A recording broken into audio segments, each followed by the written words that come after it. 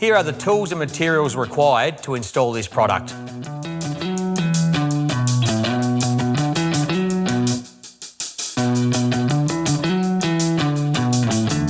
Hi, in this video we're going to show you how to install a Weathergroove horizontal Z flashing. This Z flashing can be used for both primed and natural products. Most of the time when you put this in you would have made cuts, so if you do make a cut to the primed product, make sure you use a high quality water-based tannin blocking primer. If it is a natural product, also make sure your L-core continues down your stud in behind your Z flashing.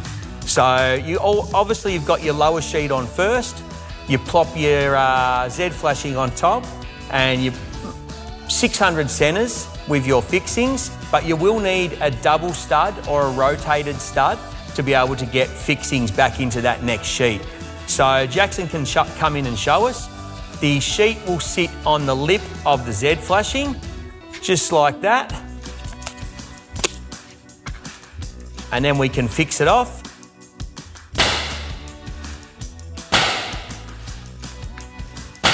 You need to make sure that you've got your grooves lined up with the sheet below, and we're done. Thank you very much, Jackson.